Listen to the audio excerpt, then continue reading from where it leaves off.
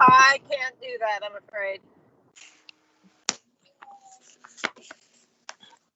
The simple truth is, you won't be seeing me, you will be seeing a ceiling. Yeah, So, that's Jennifer. did you hear that? Councillor Hemingway can't do that. Sorry. Okay. Okay. Well, welcome everybody to the committee today. Just before we start, I want to remind you that the meeting is being audio and video recorded for subsequent broadcast. And as Alex said, if you could keep your cameras on at all times. Okay, so welcome everybody to the meeting. I'd like to ask members to mute when you're not talking and remember to unmute when you do want to talk. It'll be necessary to ask questions as we discuss the items on the agenda. So if you're able to raise your hand, use the raise your hand facility, that would be great. Or put something in the meeting chat, or just wave, wave madly, and we'll hopefully be able to get to you. Okay, so we're ready to start the meeting now. Are there any apologies, Helen? Received apologies from Councillor Murray. Okay. So now we're going to go on to approve the minutes of the meeting held on the 18th of January. So has anybody got anything they want to say about the minutes of the meeting? Oh, Martin Smith. Yes, thank you, Chair. You'll recall that at the last meeting we asked 3 questions of the portfolio holders. The minutes do actually say that the questions were answered, answers were provided. They weren't provided for the question regarding the policy advisors. Helen, if you recall, advised us that it had been referred to the Leader of the Council, and Councillor Crossan said, confirmed that. I understand subsequently the Chief Executive, who I can see is present, presented a report to the Cabinet about 4 weeks ago. Yeah. And the Leader of the Council has given some slightly redefined roles to portfolio holders. So the point I'm making is that no, that question wasn't answered. And Chair, I know you were going to follow this one up and hopefully have a reply from the Leader. Have you got anything? Yes, I did discuss this with Helen, but can I bring in Mike Hill, who may be about to answer this question? Thank you. Thank you, Chair, and hopefully I'll be able to answer it. Yes, you're quite right. We did send a report to Cabinet in February at the last meeting, which gave quite a detailed explanation of the work that the policy advisors have been undertaking since their inception, which I think was about 18 months ago from memory. So a full detailed response of all the activity they've been doing. Councillor Clark, as leader, did look at those roles and he found that he wanted to tweak them. So ones that are of note are there is a new policy advisor responsibility for heritage, and there is also one for the rural areas as well, which I hope colleagues around the room will feel that is now appropriately represented in future.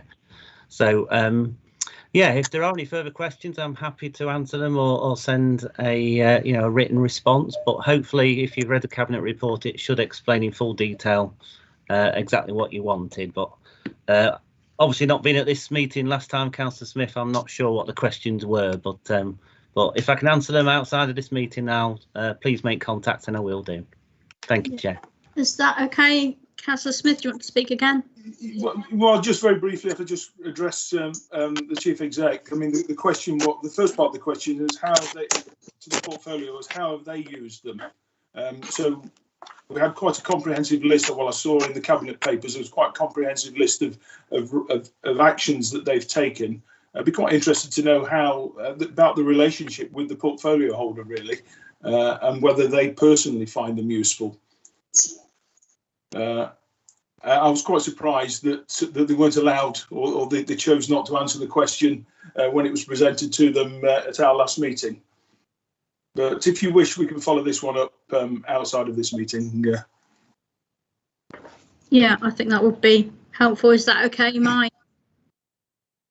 With you? That's fine, Chair. Yes, I can follow up that issue as well. But you know, I think the report did set out like the joint working of what the you know, portfolio holders and the policy advisors did. For example, both sets of councillors engage with the director and appropriate senior leads and you know, main officers on a monthly basis. So you know, it does work really well, in my opinion, but I can't speak for the portfolio holders. So, but yeah, we can follow it up outside the meeting.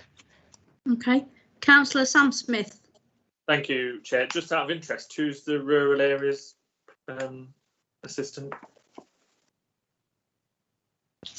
Mike, do you want to?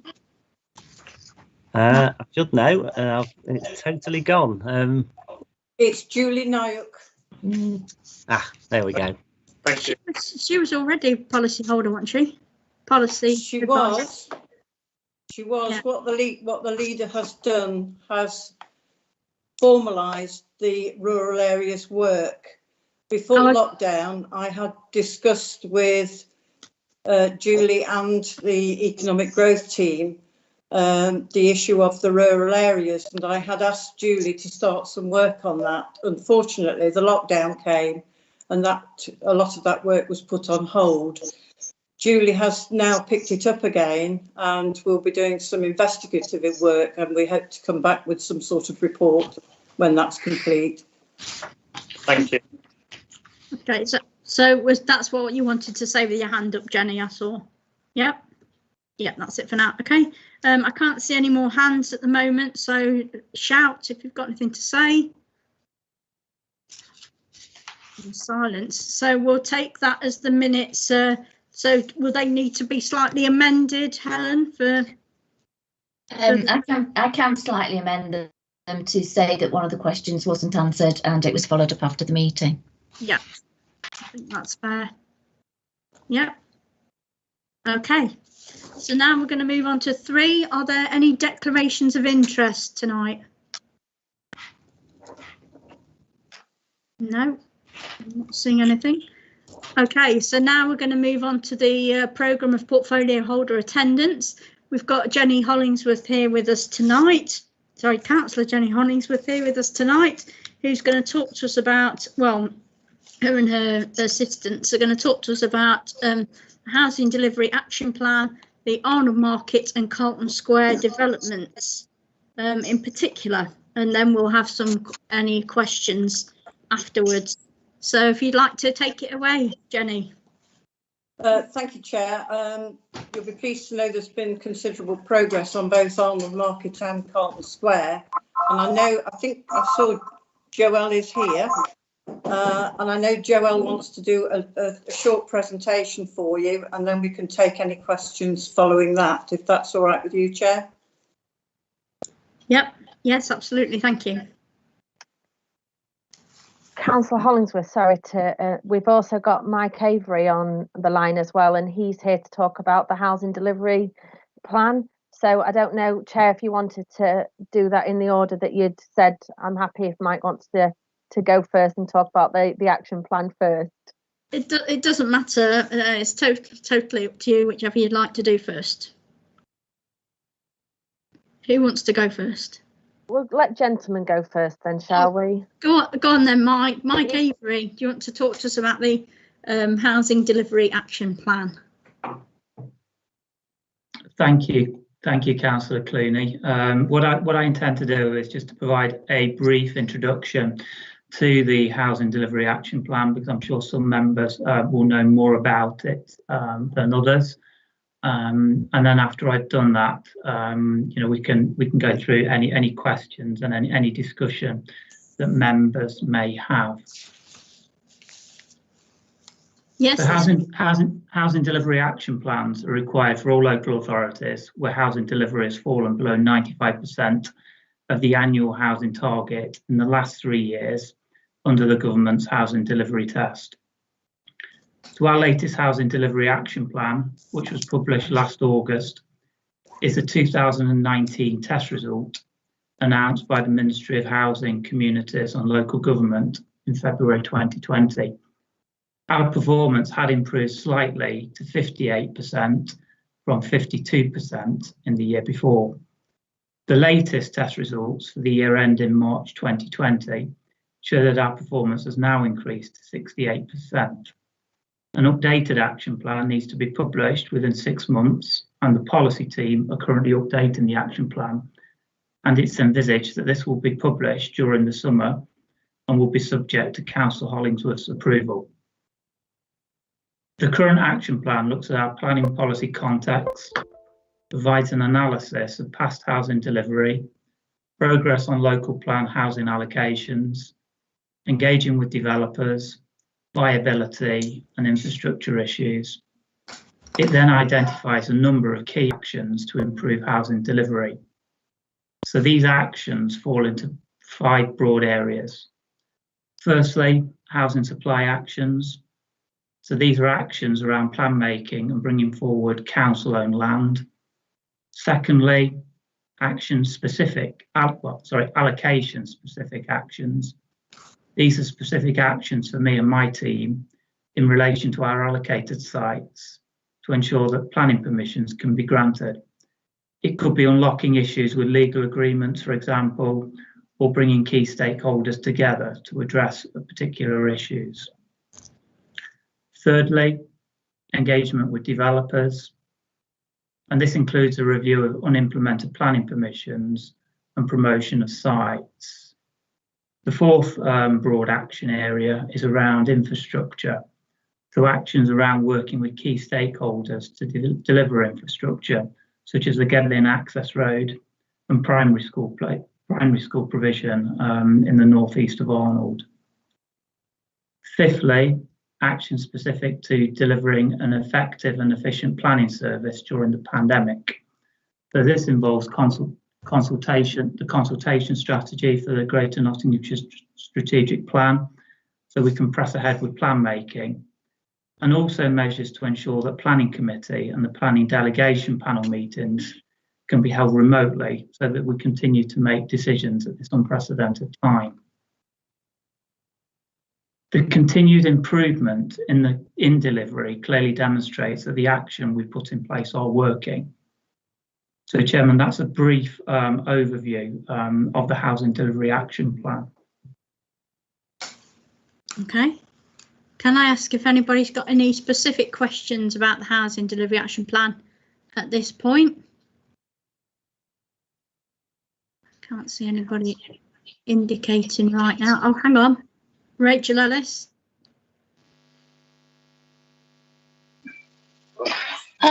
Yes, in general terms, I'm quite interested in what it's felt we can do, if anything, with regard to pieces of land where planning applications have not been implemented, and perhaps developers are coming back maybe 2 or 3 or more times planning applications for projects that they've not implemented.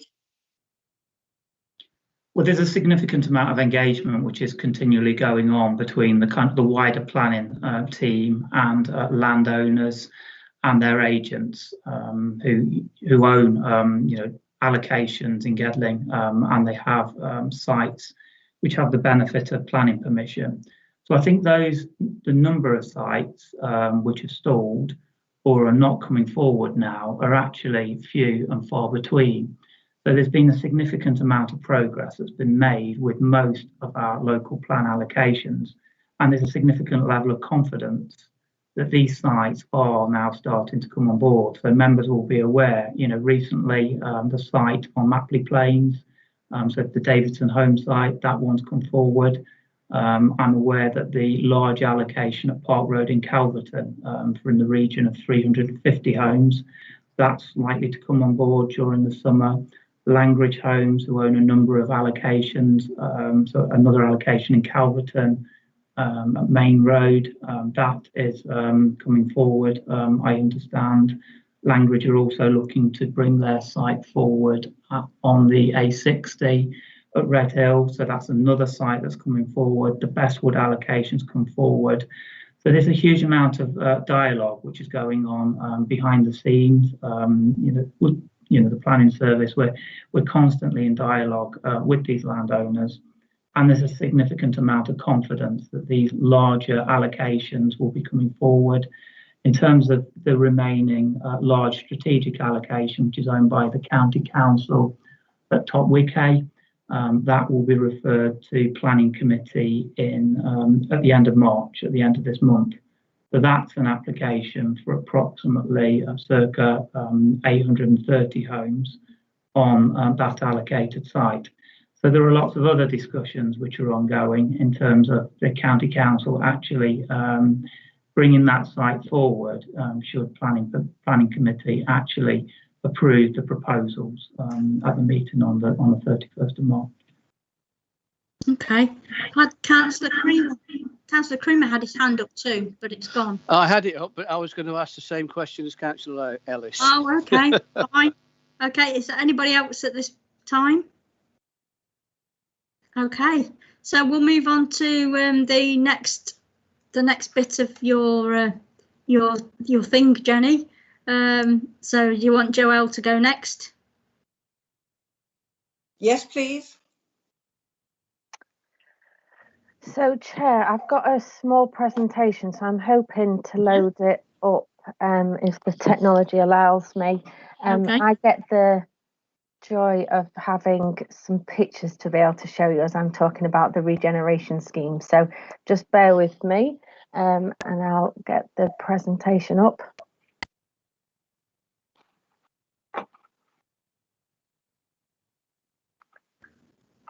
Can you confirm that you can see the presentation now, Chair? Yes, I can, yes. Okay, brilliant, thank you. So in terms of this section, I'd just like to do an update in terms of where we are with the Arnold Marketplace, but also Clayton Square. And since the final scheme was granted planning in October, we have made considerable progress with the scheme. So you'll all be well aware of what the final scheme looked like, and that secured planning permission in October. And before I want to just give you the latest updates, I just want to make the point that in terms of actually the journey for the marketplace, we're right at the very, very end of the process. So if you remember back when the council made the decision to purchase the market, there's actually been a lot of different stages to get to this point. But actually, although we're at the end of the journey in this slide, there's a lot of work to get to be able to get that finished building and public realm. So what I'm just going to describe is the work that we've done since we got the planning permission. We've secured the cabinet approval for the final cabinet scheme. We then got the planning permission. We've got the funding secured from the local enterprise partnership. We've got Tomlinson's on board, who are our main contractor. And since then, we've been doing a lot of work with the actual site. So what you will have noticed just before Christmas is we moved half of the market stores from the existing site onto Eagle Square, and the pictures on the bottom there show you it in action on the Christmas fair, but also how the stores have been placed on Eagle Square, and that will be for the entirety of the construction period. There was quite a bit of work done with the traders to establish where the best position was and how they were going to operate in the meantime, but that's now all up and running. So the market is still operating on Tuesdays, Fridays and Saturdays.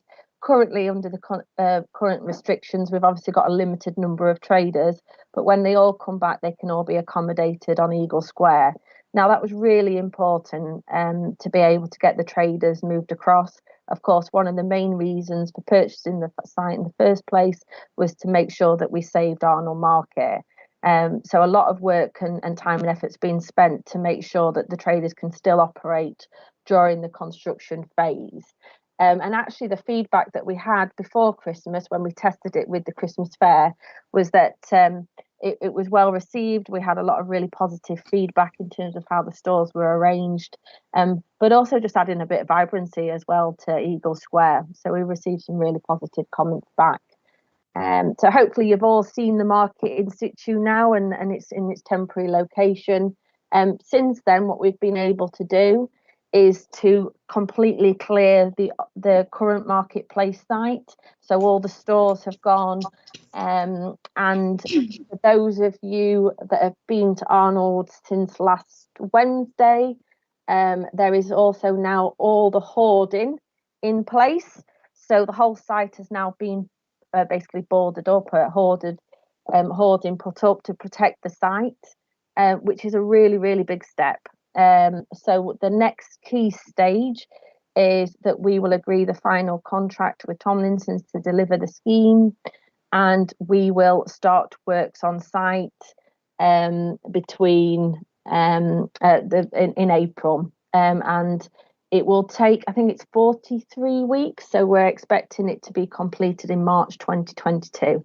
So everything is going according to plan. Really, really pleased with the progress, and you'll start to see people on site working, and you'll see activity in early April. So it's all going really, really well. We're really, really pleased with progress, and it's a really exciting time. So a lot of what we'll be doing behind the scenes is working to market the building, to make sure that we get the right type of tenants that we want in there, and to be able to really add to the wider regeneration of Arnold Town Centre. So it's a very exciting time. As I say, we're making really good progress, and we're really, really pleased with how things are going. Chair, do you want me to carry on with Carlton Square, or do you want me to take questions about the marketplace before I move on? Yeah, we can take questions if you like. I've got a question, actually, if you don't mind me asking a question. It's just about the market site and the general regeneration of Arnold Town Centre, because at the moment there's a lot of shops that are, you know, not being used anymore and all that kind of thing. I know a lot of it's probably because of the pandemic, but have we got any concerns that we're not going to be able to pull off this project? So, Chair, there's a couple of kind of points in there I'd like to address. So one of the things is that until all the shops can reopen, we won't know how many businesses we've lost to the pandemic. So that is a key piece of work that we do need to do. And hand on heart, I can't tell you yet. We know of a couple, but we won't know the full extent until the shops can reopen. So that is a piece of work that we will be absolutely doing. There might be some that we need to offer some further support, and we've got a retail business advisor that can assist with that. So we will be doing that work, and until that work's done, I really won't understand the impact it has had on the town centre. We have had a couple of interesting inquiries recently that have shown a general interest in Arnold, so we're really, really pleased with that, and that is that's all kind of happening behind the scenes. So hopefully you'll see some more progress within the kind of the prime shopping area. But if you remember, when I've been to Overview and Scrutiny before to discuss the marketplace development, one of our key drivers behind this development was to try and stimulate further growth within the town centre. And so the piece of work that we're starting on is that marketing of the building, the idea of encouraging new businesses. So we don't want to detract from what's already happening in the town centre. We want to encourage small startup units, small startup businesses to be able to come into the town centre. And if anything, actually, the initial feedback we've had is that more and more people are looking at starting up their own businesses. They are looking at to take on premises. So we are confident that there is the demand, but obviously that all comes as part of the wider work that we want to do within Arnold. So I'm not going to say it's going to be easy, because if it was, then with all our town centre there wouldn't be any problems with any of our town centre. But we really feel that actually having this building in the heart of the primary area is a real opportunity to actually make a significant difference in the future. So as I say, we're really pleased actually to have this opportunity, because it gives us an opportunity really to intervene and to give people the chance of having an opportunity for startup units. So I think that will be, as I say, in terms of the impact, we need to have a really good look at that later on, Chair. I think that hopefully has answered your questions. Yes, thank you. We've got Councillor Creamer next. Yes, thank you. Just a couple of questions, a short one. When the actual centre does when it actually reopens the market, will the existing traders be giving any kind of priority, or is it just as they actually apply? And if it is and it's biggish, obviously, if it's oversubscribed, what will happen? Will the Eagle Square be able to be used as an overflow? What's going to happen at the end? Is there any future plans for Eagle Square, perhaps to be actually used as an overflow or something else? That's a what-if question. Thank you, Chair. Well, Chair, if I can come back and say that I really like Councillor Creamer's optimism, and that's what we need, absolutely. The idea of having an oversubscribed marketplace sounds very attractive to me. So in terms of the market traders, they will absolutely get first priority. Remember, we bought the marketplace to save the market, and those traders have been with us through thick and thin. So absolutely, we would give them priority on the new marketplace and the stores on the marketplace. In terms of what we might do with Eagle Square in the future, if it will be an overflow area, again, we can absolutely look at that in terms of going forward. But again, part of what we're trying to do with the marketplace is to create a focal point and to frame the market stores.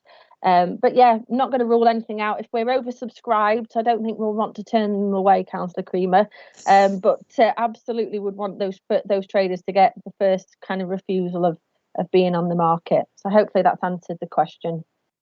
Okay, I've got Councillor Hollings who wants to come in at this point as well. Yes, thank you, Chair. The question of the businesses and survival, as Joe says, is one we can't particularly answer yet, but I just want to give a huge thanks to our business support staff who have worked really hard through the pandemic to help businesses diversify, look at new business models, trading online. They've given advice on safe opening when they've been able to open. And it was incredibly fortuitous that the decision was made a couple of years ago to actually have these people in post. And I have to say they've been worth their weight in gold. It's also given the opportunity to build up relationships with businesses, so businesses know where to get information from. And that's been an absolute boon. Out of this awful situation, there have been some positives. So I'd particularly like to thank them.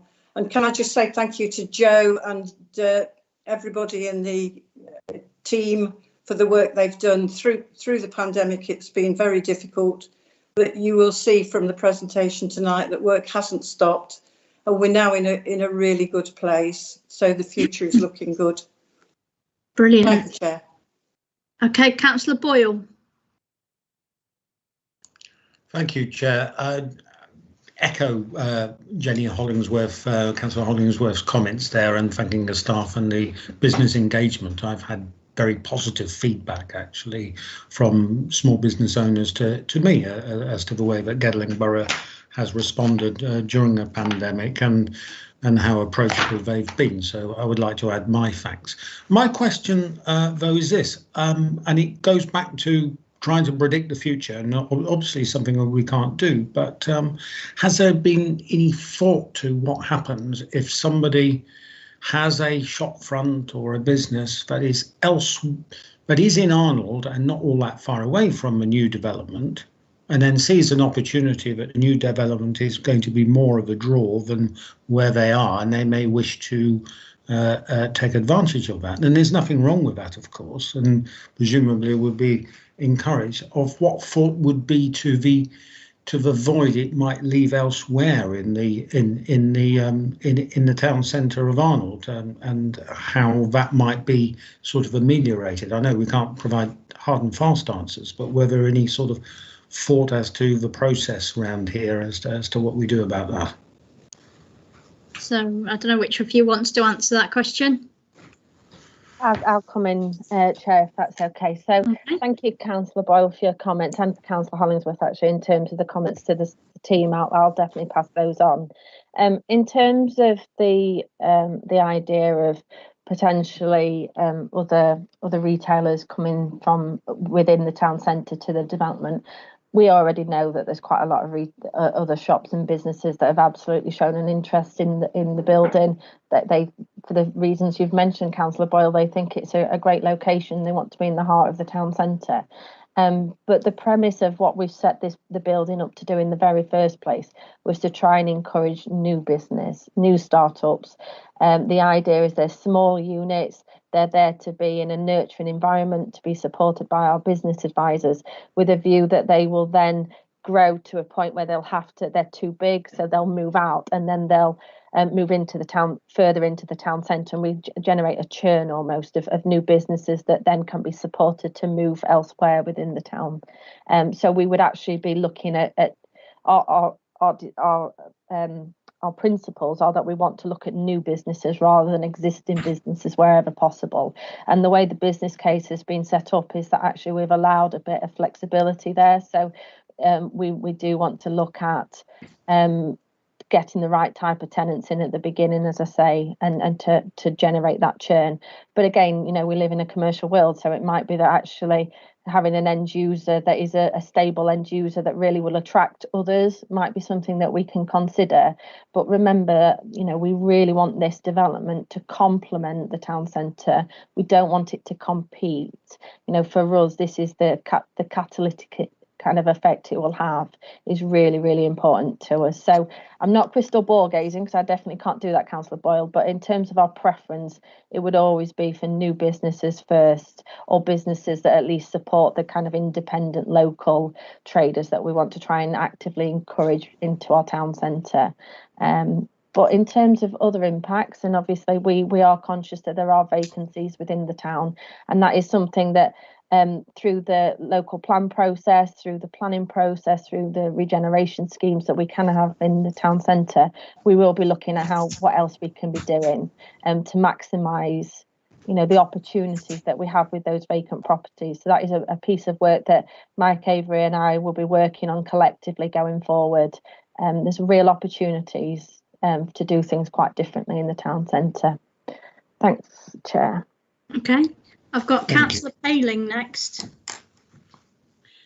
Thank you, Chair. I just wanted to say in support of Joelle, really, that my thoughts on our Arnold Market development are those new units will increase footfall, which in themselves should well establish more security for many of the facilities that we do have in Arnold. I think we might need to be mindful of the type of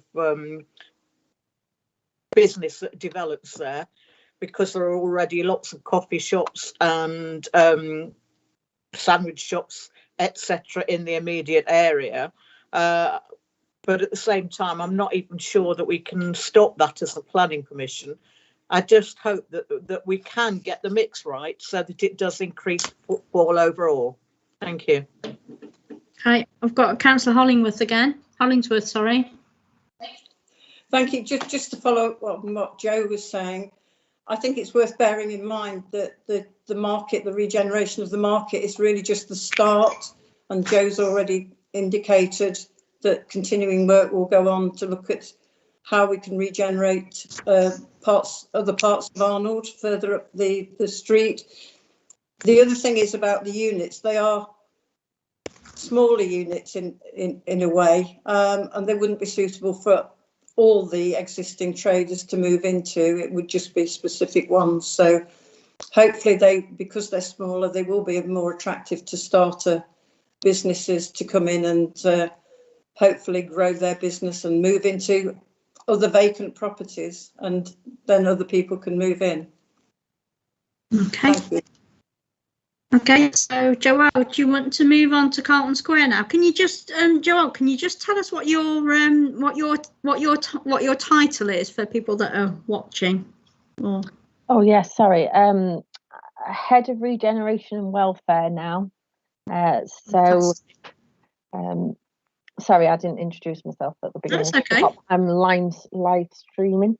So in terms of Clayton Square, this similar kind of process that we went through, so I didn't want to repeat it on the slides, but we got planning at the same time as Arnold Market, so it was a busy planning committee in October. We got the cabinet approval we needed for the capital scheme, and the process that we're currently going through, similar to Arnold Market again, getting all the quotes back for the work, which we're hoping to have back by the end of the week, with us being able to start on site at the end of March, and the scheme will be completed in early August. I've just put a photo on there about the recent sign that's gone up.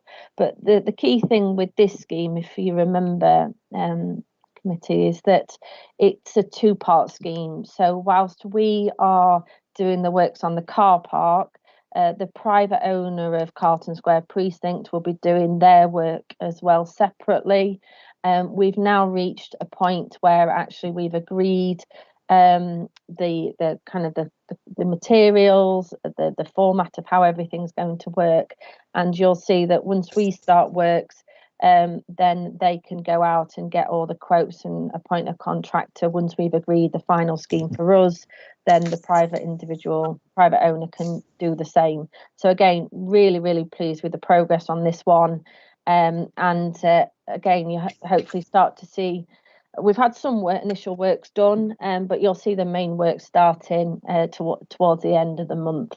And because it's a smaller project, it'll be done by August, so it'll happen quite quickly. But of course, that's just our part. The next stage is the private owner, so they're looking at dovetailing and doing the works at a similar time, and especially making sure that they're ready in the run up to Christmas. So that's the update on Clayton Square. Chair, if you want. There are any questions, I'm happy to answer. Okay, has anybody got any questions? There we go. Councillor Creamer. More of a comment than a question.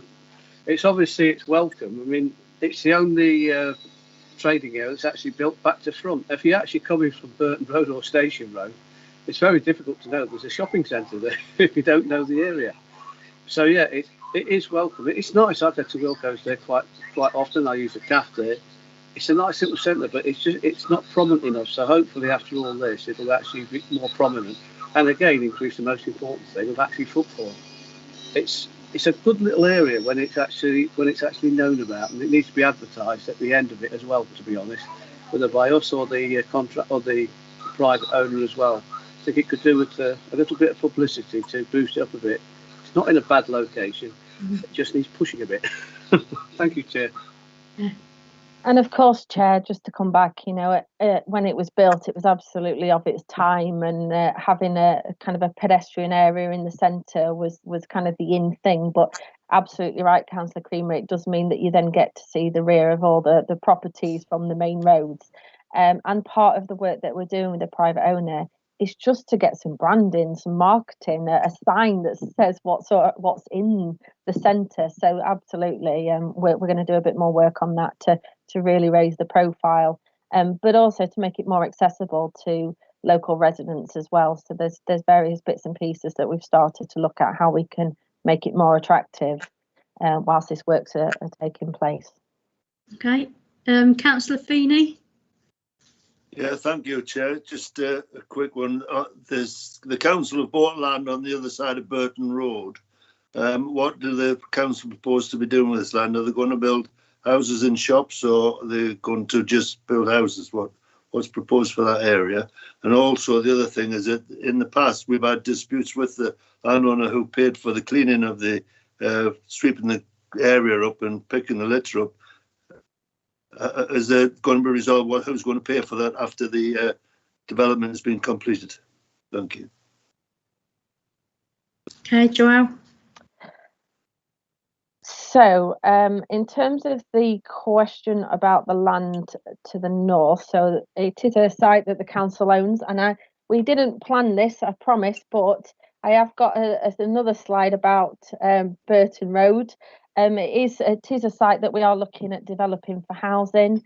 So at the last cabinet meeting, we'd alluded to it as part of the capital project list, and also as part of the temporary accommodation work. Officers are currently working on a further cabinet report, which will be taken shortly, to get some final approvals to be able to deliver the site for affordable housing and temporary accommodation, which will hopefully address two key points. The current reliance that we have on B&B accommodation for use as temporary accommodation, which will, if we can use some of these properties, it will help alleviate, as I say, the reliance on B&B. But also, if we get the cabinet approval, it will be an opportunity for the council to build and own some of its own affordable houses as well. And we're also doing, while I'm on there, we are also doing the same at Station Road. So that isn't approved yet. We need to get the approvals from Cabinet, but we're absolutely working on maximising the use of our own land for affordable housing. And it ties in really nicely with the discussions Mike Avery was talking about earlier in terms of working to deliver more affordable housing across the borough. We're actually proposing as officers to build our own on our own land holdings. So hopefully, Councillor Feeney, that's answered your question about the site across the road. That's officers' intentions. If we get the Cabinet approvals, we'll be looking to progress with that and get those built in the next financial year. There'll be 17 in total across both sites.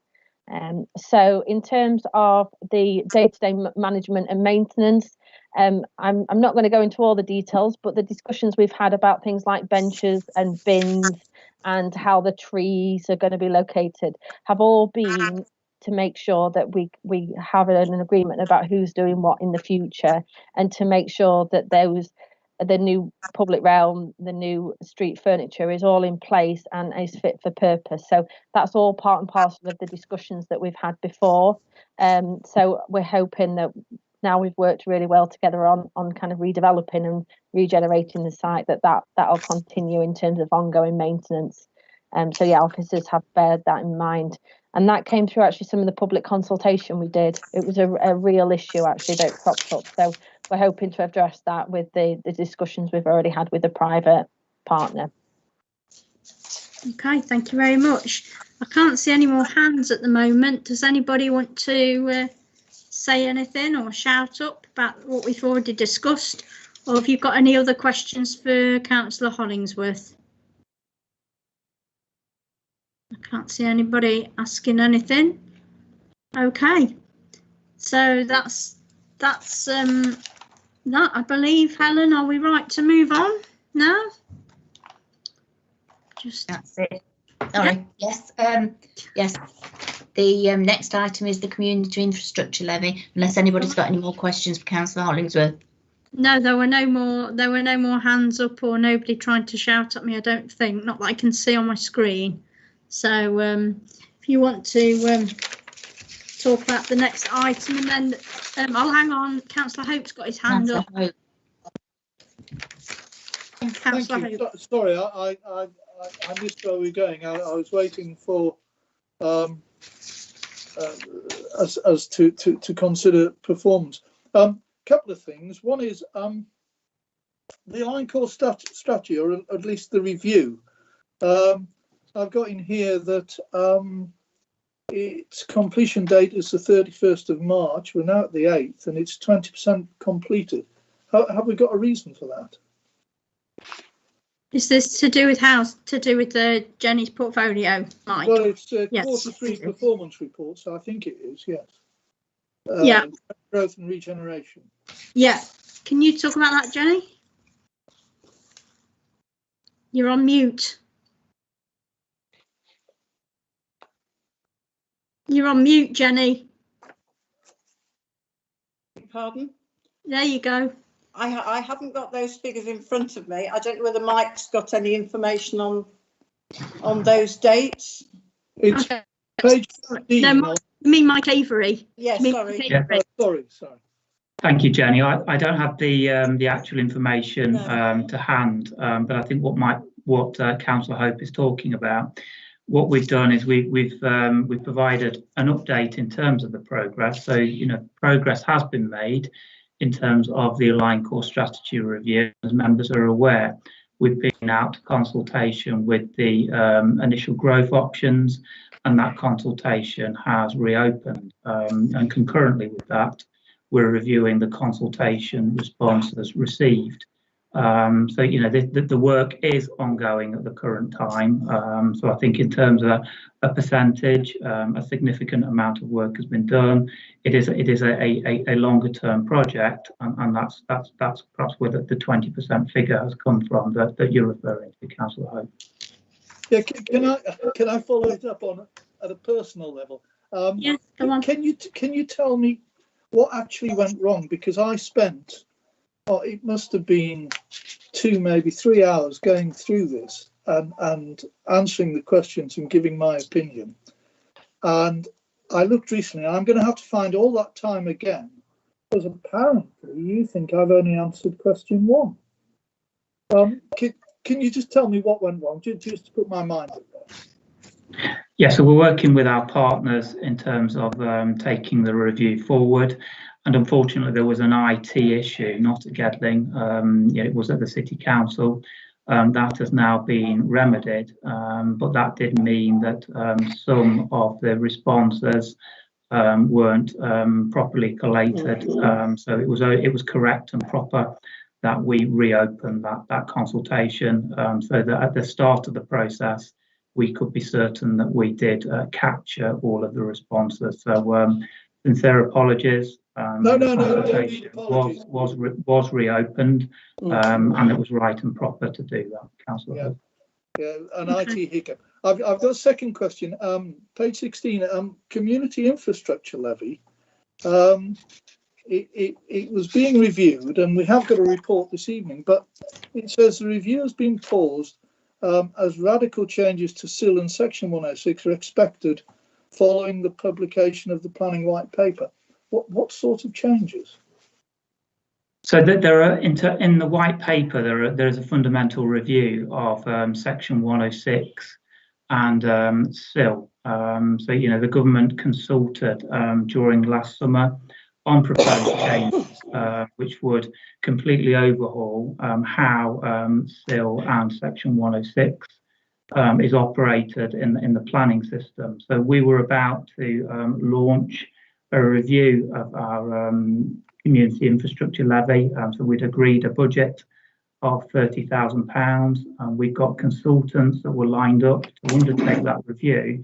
But given that we know there are going to be significant changes to the way in which SIL and Section 106 operate, I took the decision to withdraw, to pause that review at the current time until we have details of what SIL and Section 106 will look like going forward, until we've got the new regulations, and at that point we can then review the SIL that we operate at Gedling.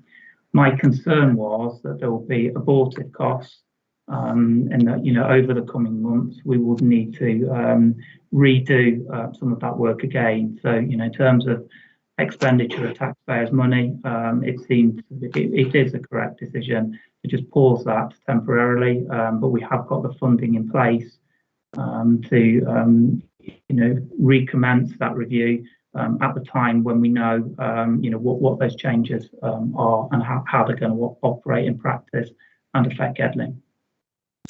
Okay, thanks very much. Okay. Has anybody else got any? It's all right. Has anybody else got any other questions that kind of relate to those areas, particularly the performance? I can't see any more hands. Okay, so we will go on to talk about the community infrastructure levy, the SIL now. A report was circulated before the meeting, and Helen, do you want to say something about that?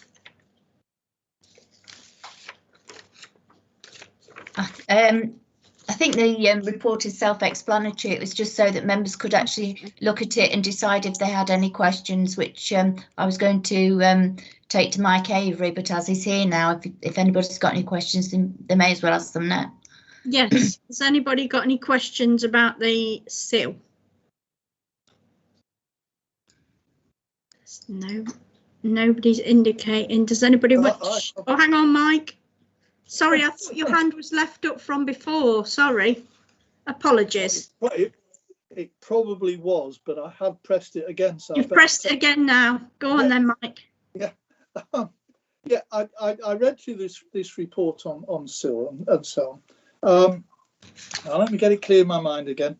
I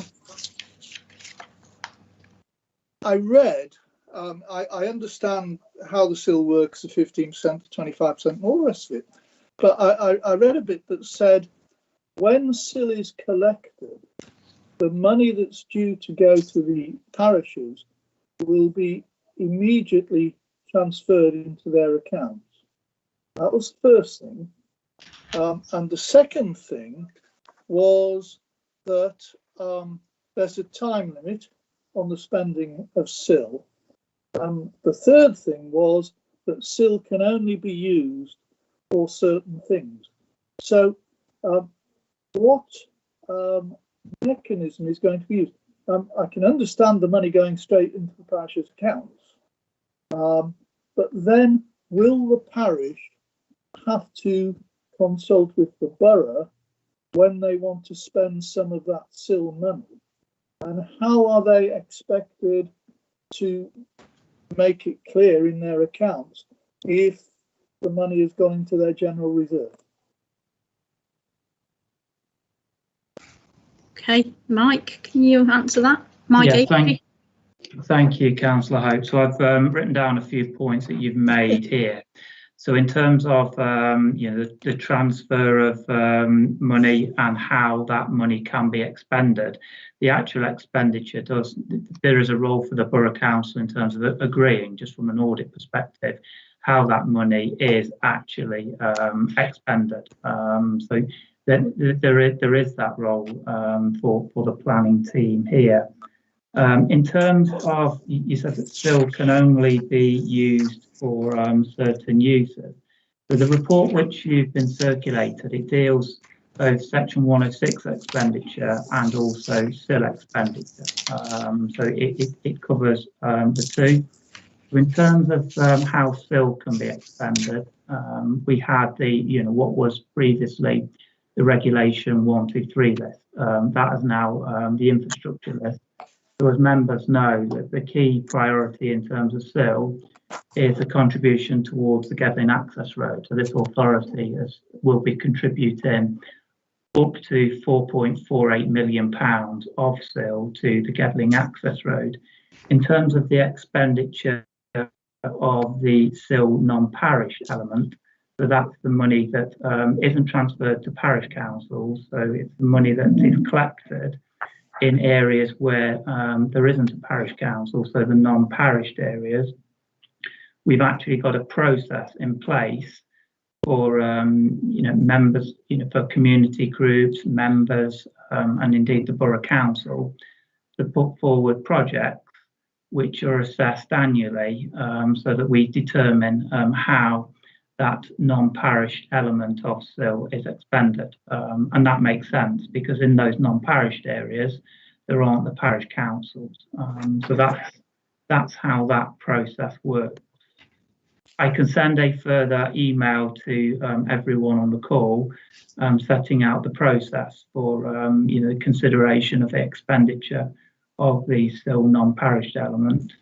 And Councillor Hope, I can ask our SIL officer to have a conversation with you in terms of how monies are passported to parish councils and the process that we have set up, to ensure that that the correct audit is in place for that expenditure and our interest in that process. That's fine. That would be very useful. I read it and I thought, this could actually cause us some difficulties if the money is simply sitting in our reserve, because when we draw from reserves, we don't sort of say, oh, that's a SIL pound and that one isn't.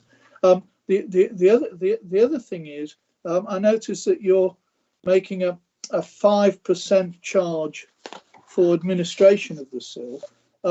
Is this taken off up front? So do both you and I pay 5%, or is it a 5% charge on the parish part? It's a 5% charge across the board, because in terms of setting up SIL and administering it on a day-to-day basis, we incur significant costs. So, we have a post SIL officer, a fairly senior post, and it needs to be senior given some of the complexities around SIL, and we expend, that money on, the costs that we incur on employing a SIL officer and our associated administration. And today, that 5% hasn't fully covered that cost.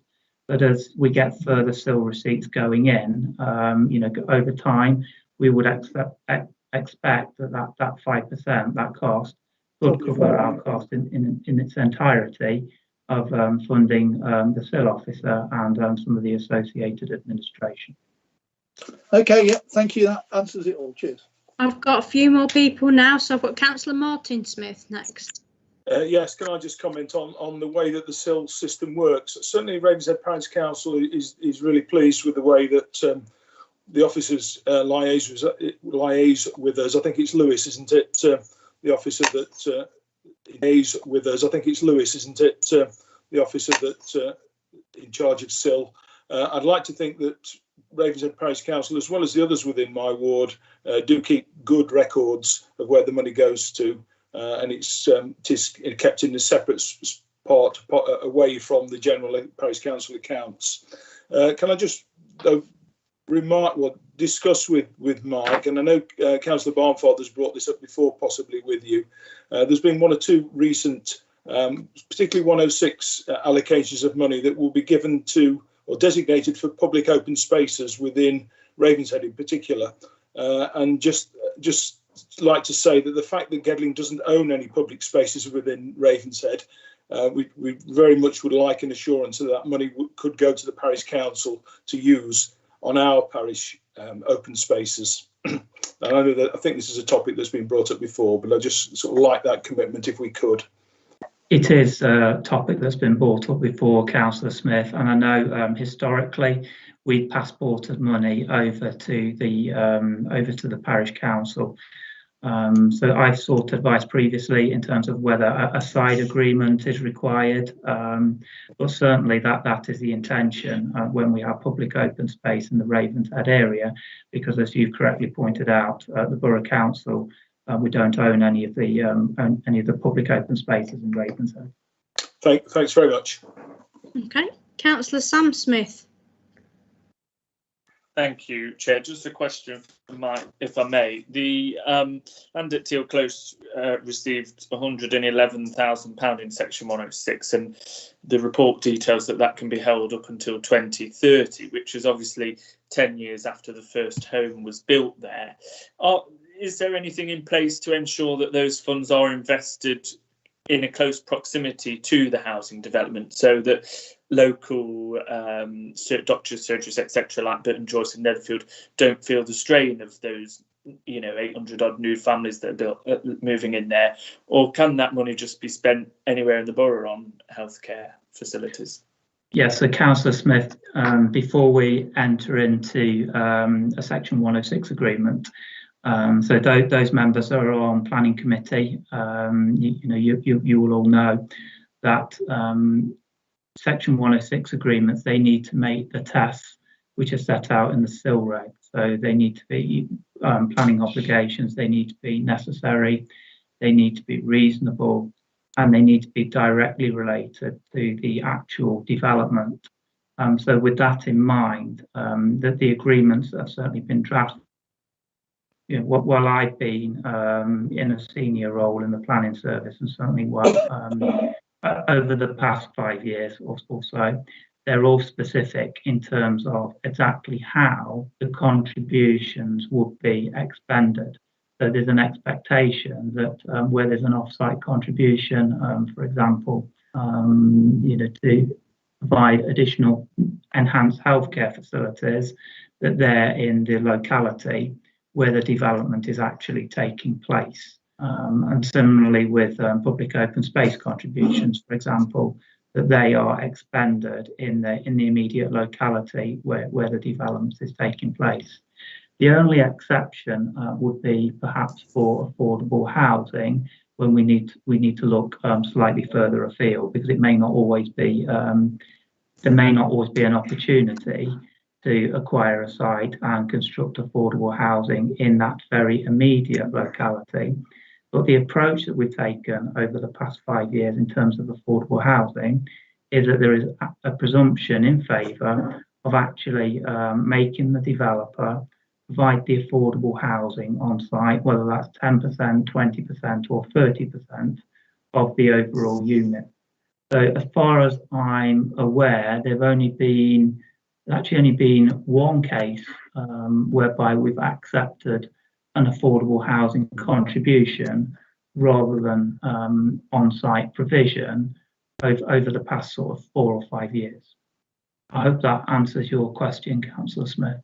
No, that's very reassuring. Thank you, Mr. Avery. That's really reassuring that, you know, these new developments, although they're contributing, the funds will go into a close proximity of that area to benefit the new residents and take the strain off current services. So that's reassuring. Thanks. Yeah, that's very, very useful. Thank you, Mike. I can see Mike Hope's still got his hand up, but I think I can't see any other hands either. But I just want to add that I found it really interesting, this document about the SIL and the Section 106. I found it really interesting because I think it was something I didn't fully understand. You know, had heard mention of it, but it was nice to read about how it works, and that's the kind of budgets we're dealing with in relation to that money. So that's really, really useful. Okay, so now we're moving on. I'm just checking my agenda. So we're moving on to talk about the Gedling plan from Q3 now. So this is up to December, Q3, I believe. And Mike Hill is going to have a chat with us about it. If you want to speak, Mike. I will, thank you, Chair. So if I just do a quick 2-minute introduction, if that's okay, and then I'm happy to take any questions if I can answer them at that point in time. So yeah, thank you, Chair. So this report, as you've already stated, sets out the performance data for the council to the end of Q3, which in effect takes us up to the end of December last year. So if I just start with the actions, there are 96 actions included in the Gedling plan, and it's useful just to point out that the Gedling plan does actually last for a 3-year period. So those 96 actions are spread across the period 2020 to 2023. So far, 12 are complete, and that's what we expected because we're only just completed year 1. And the other 84 are either in progress or being planned to start in the 2nd or 3rd year. And at this point in time, I don't anticipate any problems with delivery on those 96 actions. So if I move on to performance indicators, there's slightly more detail here. So there are 32 indicators at this point in time.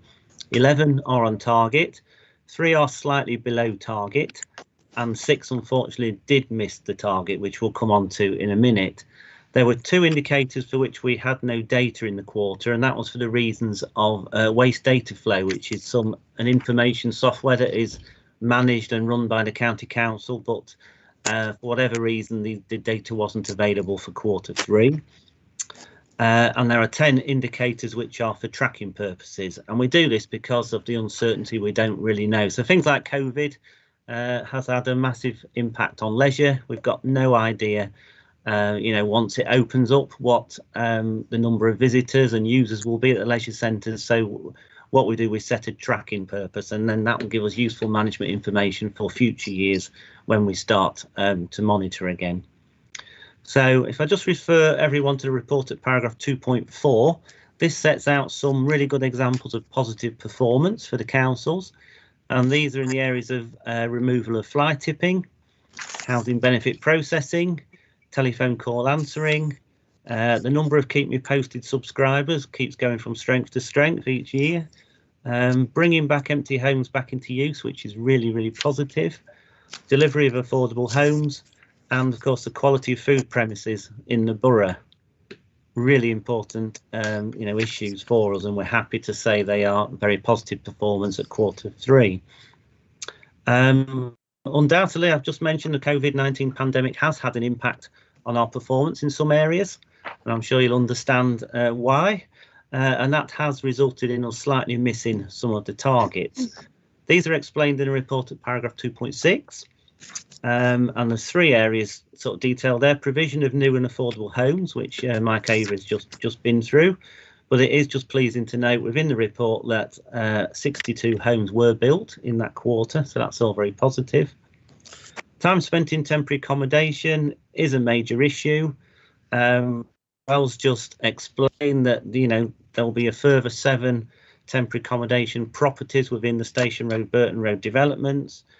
There was also a detailed report submitted by Councillor Hollingsworth to the February Cabinet, and that set out a number of proposals for bringing extra properties into use, including allocating money to buy up to 5 or 6 new properties that we could use for temporary accommodation, plus more proposals to effectively lease properties from housing providers for 1 year until Station Road and Burton Road is built, and we've got that option to extend further into the future. So although time spent in temporary accommodation in the report is quite a large figure, you could understand that we don't have the properties to offer ourselves because we don't have any housing assets. COVID has meant people can't move around between properties, so that the length in accommodation has, significantly increased because people can't be allocated properties. But it is a short-term fix because we are trying to get short-term problem because we are trying to get those additional properties that we can utilise in the future. And the report also mentions their workforce sickness levels again, which again, considering the pandemic, I don't have any issues with those. They are fairly high, but I don't have any issues with those. They are fairly high, but with the number of people shielding, it is certainly well within my expectations. In terms of achievements, these are set out in detail in Appendix 1 to the report, but just some of the most important ones have been highlighted in paragraph 2.7. You'll all be aware of the Feeding Gedling campaign, which raised over £10,000. That fund was used to deliver over 600 festive food parcels to vulnerable families.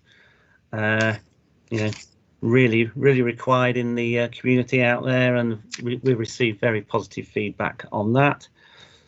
The administration of 12 different business grant streams. So, every part of the lockdown when we moved between tiers, the government issued a new stream of business grant funding. So there's 12 at the moment. With the budget, there's a few more arrived now, which we need to think about working on.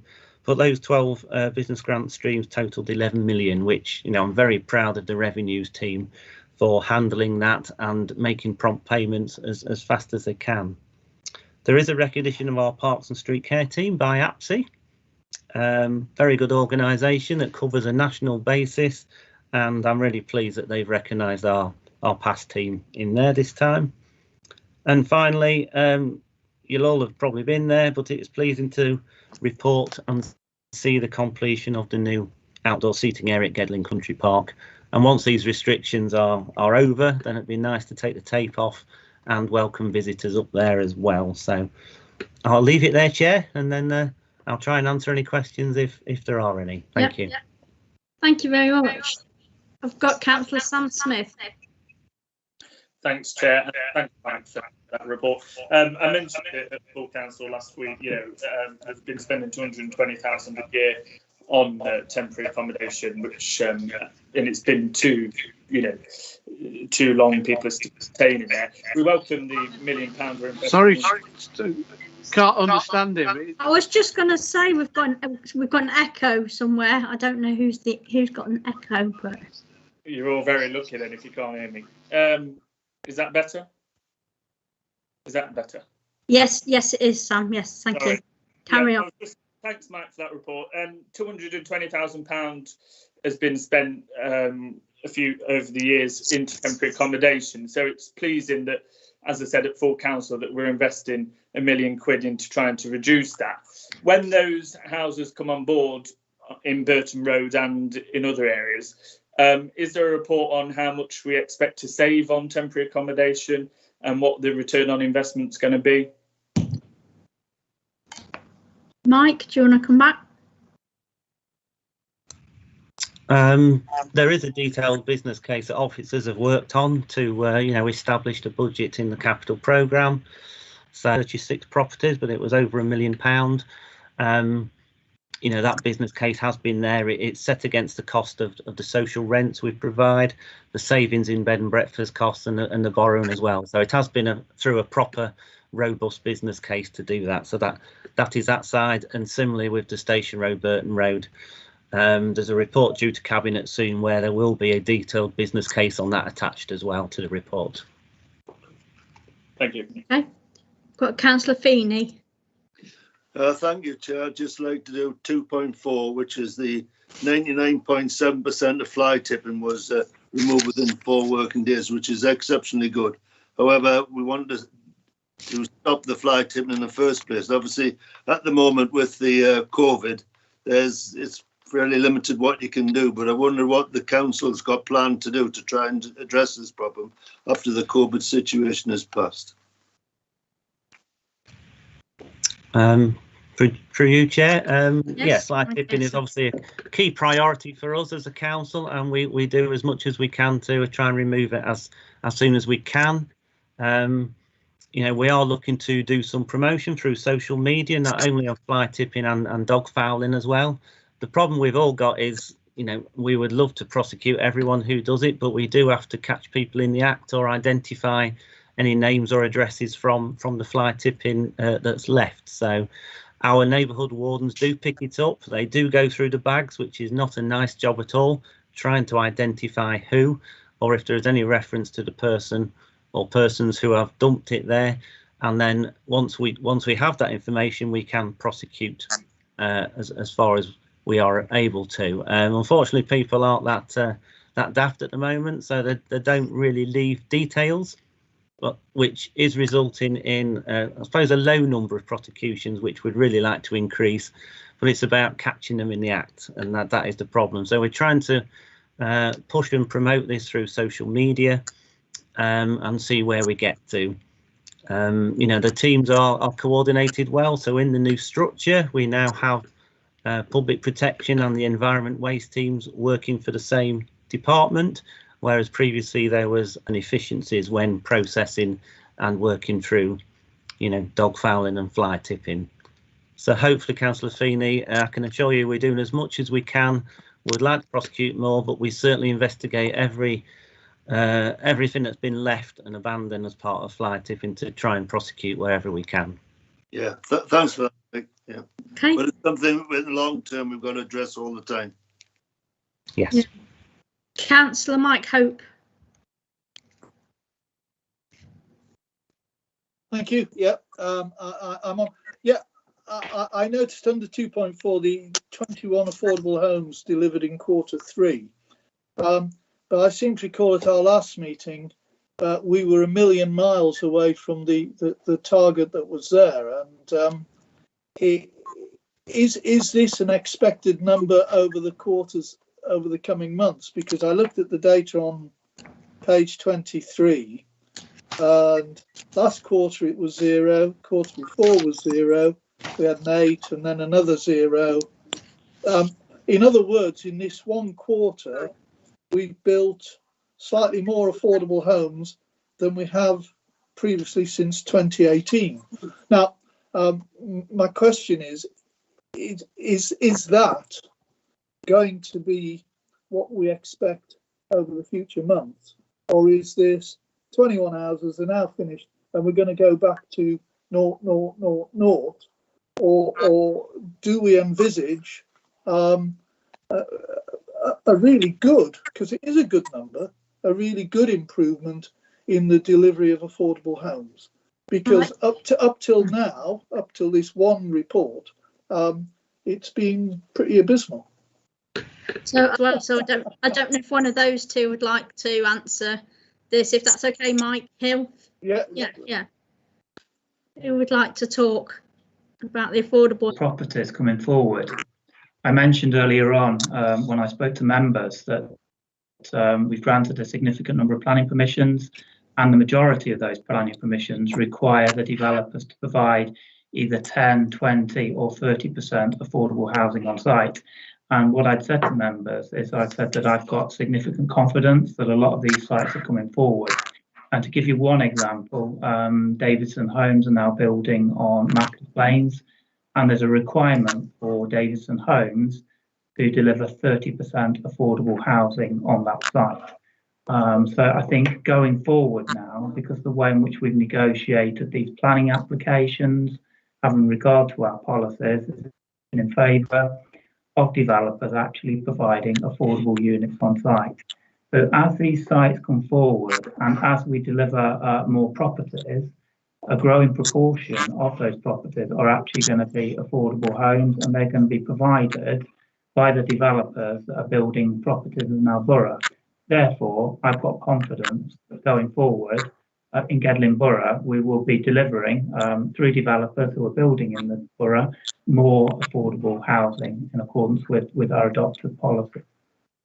That's great. Yeah, I can see.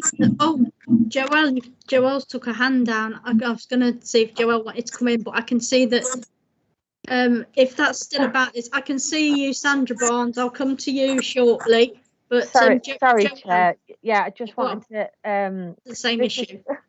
No, I was, but then I just thought actually just to clarify in terms of targets going forward, we have upped the target for the next financial year to reflect everything that Mike Avery has just said. We genuinely think that there's going to be a lot more affordable housing delivered within the borough, so we're seeking to double the target for next year on that basis. So hopefully everything that Mike Avery has described, you'll actually start to see coming through. And then the other thing I just wanted to mention in terms of why it looks like nothing's happening for one quarter and then it all happens in all together, is the way that it tends to work on these development sites is a housing provider will only sign off all of the units all as one, and it's all part of a contract that they have with a developer. So we often tend to find you don't get anything happening and then you'll get all the units all at once. So that is quite normal for sites. And actually the timing of that has been absolutely fantastic, because it's meant that we've been able to work with that housing provider and be able to get various people off our waiting list and out of our temporary accommodation straight into those units. So they were very well kind of gratefully received at that point. So that was a real bonus for us and a really positive kind of story. So sorry, Chair, I just wanted to add a bit of clarification. No, that's great, and that's great news too. Okay, Councillor Barnes. Thank you very much, Chair. I just want to go back to fly tipping, because sadly we're never fully going to get rid of it, fly tipping, and we've still got people who just don't care about the countryside, I'm afraid. It does cost a lot of money, and as soon as you see it, ring in and report it, because it will be collected, and I think we're doing a very good job, and I think the guys are great. So I think 99.7%, I think it's bloody good. Yeah. Okay. It's very good. Yeah. Oh, I've got Councillor Boyle. Yeah, thanks very much, Chair. Just looking at on the achievements section, I noticed there's a section on the A Better Life ABL partnership, which is planned. Is this one that's sort of planned to start in 2021? Is it on track, or is it sort of on hold because of COVID? And also, how's it going to work in terms of how it uses leisure facilities and how it's paid for and so on? Okay, Mike Hill. Thank you, Chair. Yeah, we're in talks with them at the moment, and I think we're about there. But I'd like to, if I could take my liberties, Chair, and take that away and provide a written response afterwards. Yeah, it's lovely. Yeah, I wouldn't want to get the wrong answer, and it's Lance Juby who's the expert in that. So I will do that, Chair. Thank you. Okay, great. Do you mind if I ask a question? I'm going right back to, it's actually on page 26. This is, but I believe it's to do with Q3 performance, and it's about the planning applications and our our processing of planning applications. And I've noticed over the last couple of times, I believe, that it's fallen away a bit about our targets on planning applications. So is there specific reasons around that? Thank you, Chairman. I think I can provide an explanation for the slight dip in performance. Since obviously lockdown initially last March, the service has been inundated with small-scale planning applications. So as people have spent more time at home, they've been looking at ways to extend their properties. So in terms of the number of, for example, householder applications that we've received, we've had a significant increase in the number of householder applications. That's put the caseworkers under increased pressure, because they've had a much higher volume of cases to deal with for the smaller applications. So there has been a slight dip in performance in that regard. The assurance that I would give to all members is that our performance is still significantly higher than the performance targets set by MHCLG. So we're still performing at a very high level, but there has been a slight dip in performance given the increased pressures upon our service during COVID. Yeah, I wondered if it was something to do with that, because obviously we see them on the weekly list. There seems to be like more and more every week. Okay, Councillor Ellis.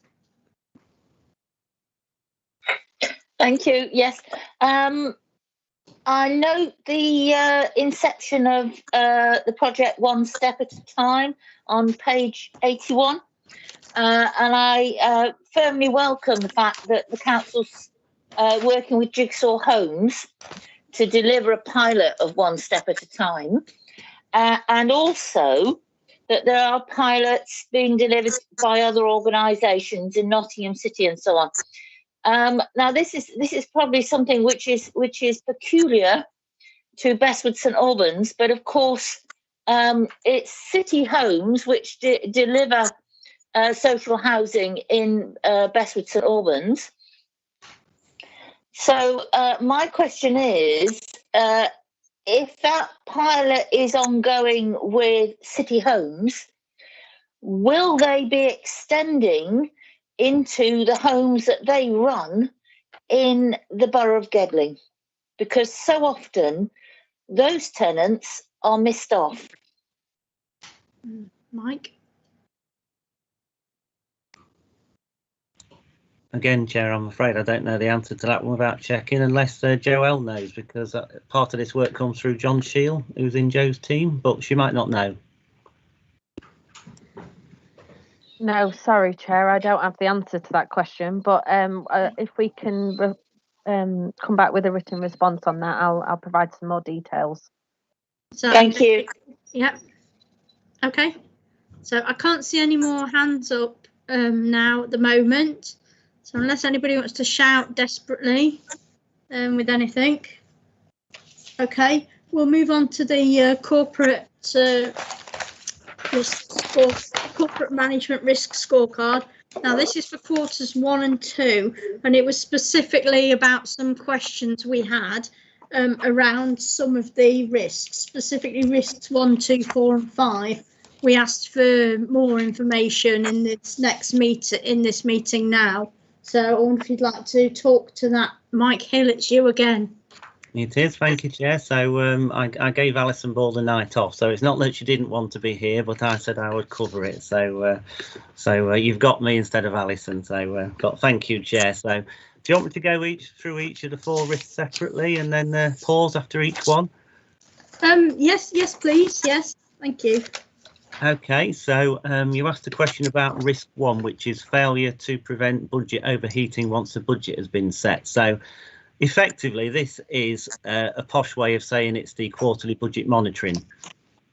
So we do quarterly reports to Cabinet every quarter, obviously. It gets reported and it explains the current position of the anticipated outturn against the approved budget, which will be the budget approved in March 2020 for the current year. So throughout the year we monitor that performance, and as part of that report we sort of indicate whether we're taking money from reserves or whether we're making an anticipated deficit or surplus, and we look to contain that within the overall financial envelope. So what you will have seen, quarter 3 went to February in Cabinet again, and what that indicated was that expenditure will be contained within the approved budget. So that is not to say it's breaking even. There were some anticipated withdrawals from reserves, which we fully expected in year, and that has happened. So in terms of the headline figures, the spend will be contained within the approved budget, and that's why at quarter 3 you'll have seen the risk for, the score for this risk area is low, because there is no risk of the budget overheating. Yeah, just to add that the Q3 report will come to this meeting in April. It is, like you say, if it's been to cabinet already, so it is available for people to look at right now. So yes, so carry on, Mike. Yes, I can't see any hands up yet. So okay, so yeah, that's quarterly. So risk Q1, we'd always put it as a high risk because we don't know how the year's going to pan out, and then as you get through quarters 2 and 3, it goes lower. So that's risk 2. So risk 3 is again a financial one. It's about failure to maintain financial integrity. That's risk 2, Mike. Sorry. Yes, yeah, risk 2. I've moved on to risk 2. Yeah. The next question was risk 2. Yes, so fail to maintain financial integrity. This is, in simple terms, again, the medium-term financial plan that you all saw at the Budget Council last week. So if you recollect the discussions and the budget speech from the leader last week, we do have a balanced budget over the 5-year period. There are some identified efficiency programmes within that. Most of them are approved and some of those figures are yet to be delivered, but we have full expectation that they will be, and they are programmes in place to deliver those. Also, as part of that budget set, there is another 600,000 which is yet to be identified. So we have used that 600,000 target to balance the budget over the 5-year period. We're quite confident that we can find that money. It means we'll take over the next 9 to 12 months looking through that and working with the new heads of service to try and identify those further savings. Clearly, we'll always try and increase income wherever possible and save expenditure.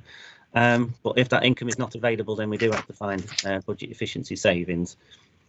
There are a number of factors still determining this, and that will be why it is a red, effectively a high risk area, because we only yet again I've got a 1-year settlement, which is not helpful to any council, but we fully understand why, because we're in the middle of a pandemic, so that is not a problem. It'll be nice in the next comprehensive spending review to get another 3 or 4 year settlement moving forward. I don't need to rehearse the argument that we have suffered under core spending power. So that was brought out by the leader last week, which means we have suffered from a big fall in government grants to help us support ongoing services. The COVID support package has been extremely generous, but it still does not cover all the anticipated costs at this point in time. Again, the Chancellor may choose to provide further funding, but at this point in time, we're about £500,000 short of what we anticipated those costs to be. And then, of course, we've still waiting for the fair funding review, and this is looking at the balance between what the upper tier county councils are paid in terms of grants and business rates effectively, and what the lower tier districts are paid as well. And that's coupled with the review of the business rates system and the retention, whether we can retain 75 or 100% of the business rates raised locally. At the moment, we only, of course, get to keep 50% of that. So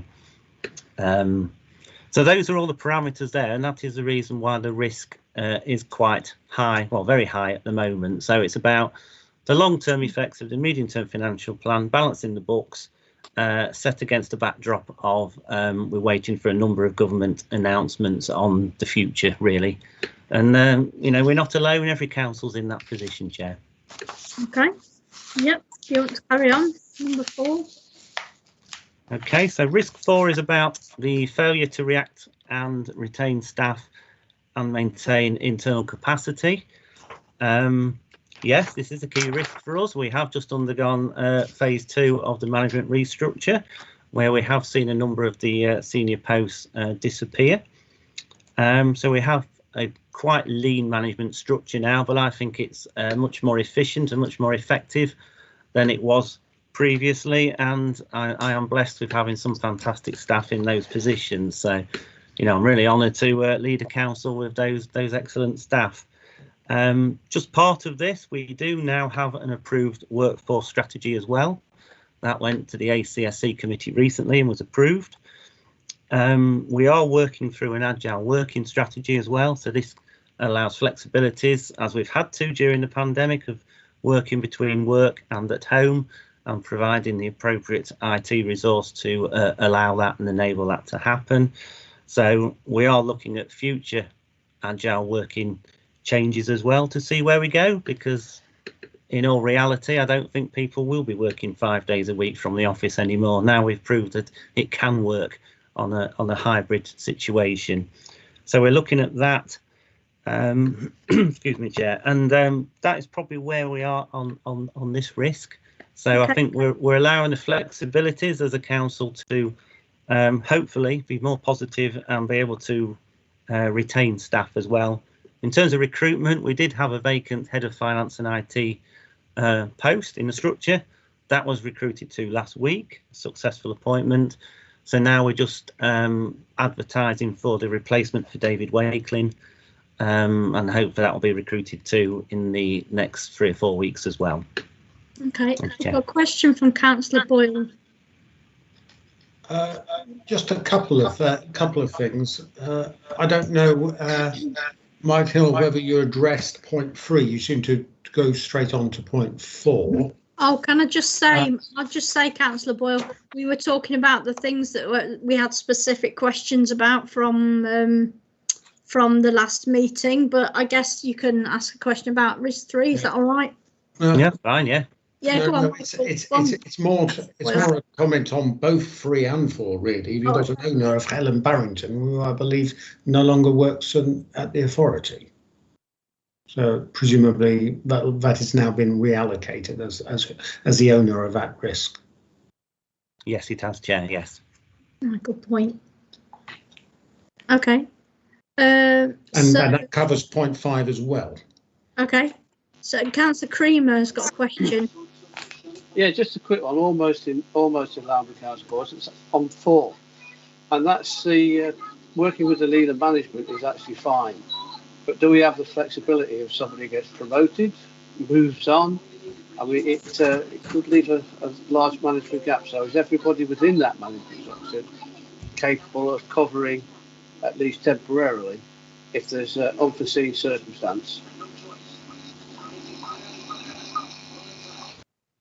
Through you, Chair. Yes, I'm yes, confident sorry, Mike. Yes, that is the case. Yes, thank you, Chair. So, that is the reason why we have a director sat above 2 heads of service. So the 3 people in that team or that directorate effectively can cover each other's roles in the interim. Yes, and the next level below that, we have some fantastic team leaders as well, who are the professional leads for their service area, and we can deliver the service on that basis. So I'm confident, Councillor Creamer, that we can do that.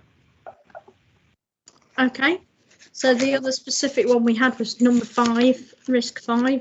Do you want to?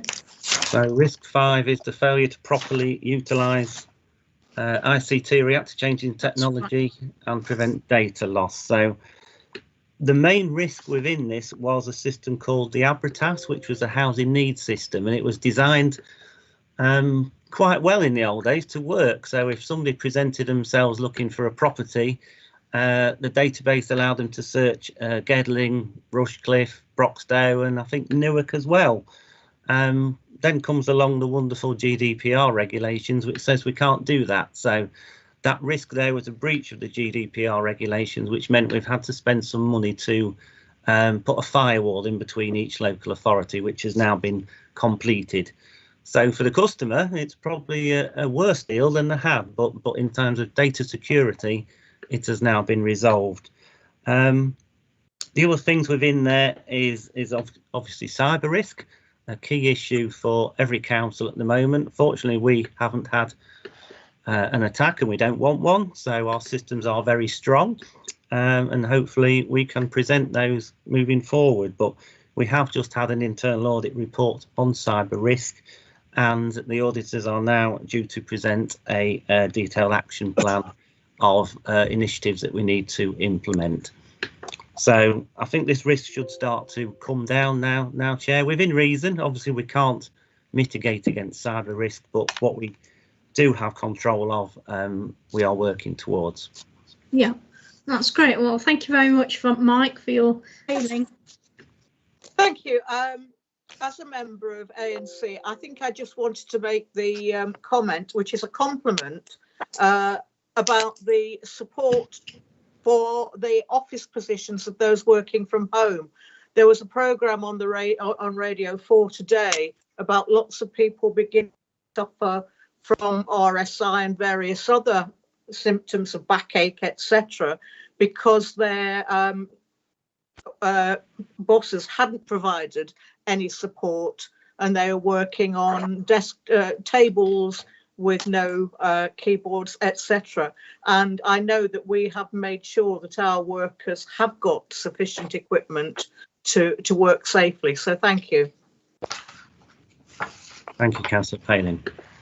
Yep. Okay, I've got no more hands up. Has anybody got anything else to say at this point?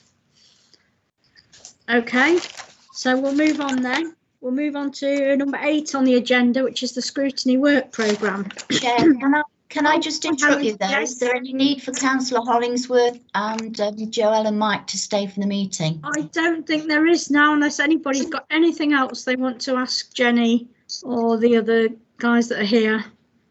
No, well, guys and girls, it's been great and very informative, and it's lovely to hear about all the developments in Arnold Market, Clayton Square, and especially with the temporary housing. That's very, I find that's very exciting. Especially we're pleased that some of it's in my ward, so that's really nice to see. Just before I go, Chair, can I thank Yes. Joe and Mike for attending tonight and giving us an update. I've already thanked Joe and her team. I'd like to thank Mike and his team for the work that they've done, increasing applications. It's been a difficult time. And also for the very robust approach Mike's taken to the delivery of affordable housing. It's been really important. And I think you can see tonight how that is paying off. We're going to get a lot more affordable housing coming forward. Our strategic sites are starting to deliver those now.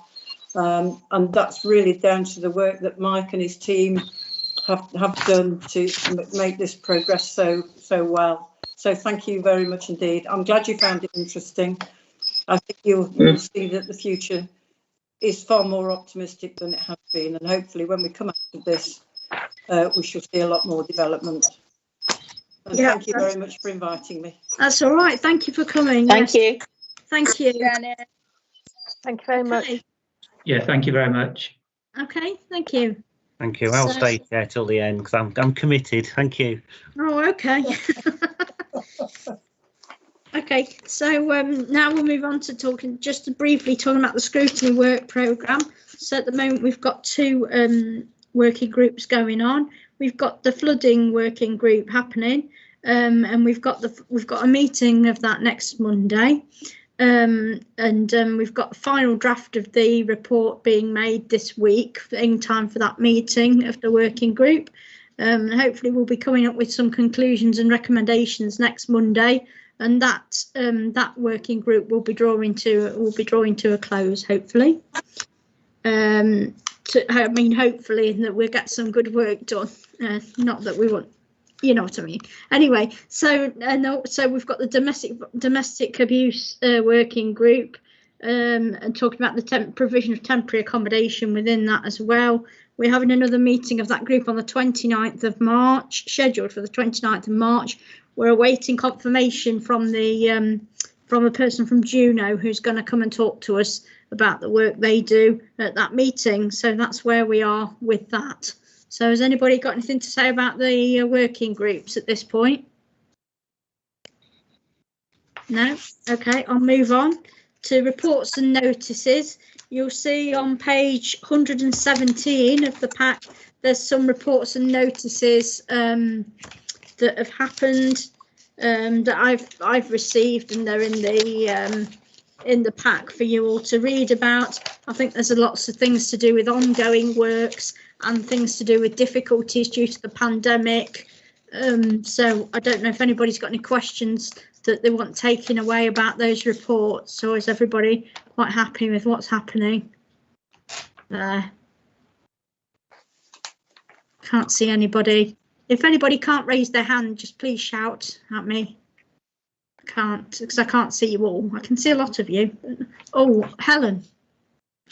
It's not about this actual report. It's actually about the next meeting that I just wanted to have a quick word. Yes, sorry, I forgot, Helen. I've turned my page over too soon. That's what I've done.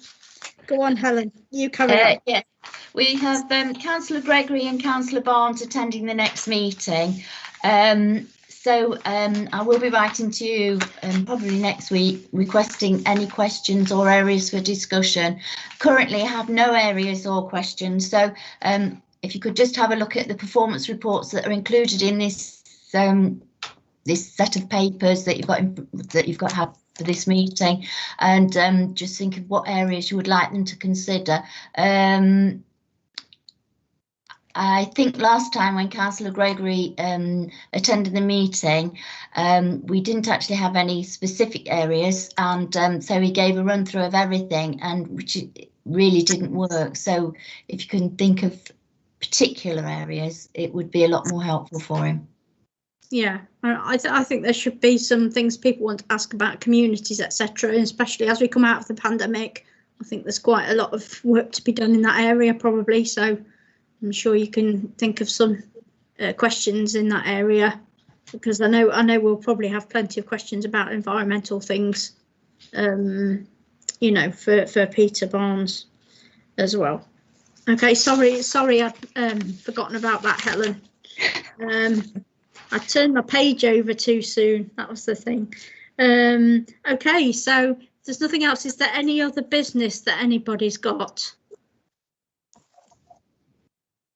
I can see Sandra leaning in. Do you want to say something, Sandra? No. Okay, no, I don't think anybody's got anything else to say. So it just remains to say thank you very much for coming. The next meeting's the 26th of April, so it's not very long away. And well, not really. And thank you for all coming. Mike Hill, are you speaking? No? Okay. Well, thank you very much for coming, and especially thanks to Mike Hill for coming, and thanks to Helen for looking after us all as well. Thank you very much. Thank you, Chair. Thank you. Bye-bye. Bye, everybody. Bye. Bye. Thank you. Bye-bye. Bye-bye.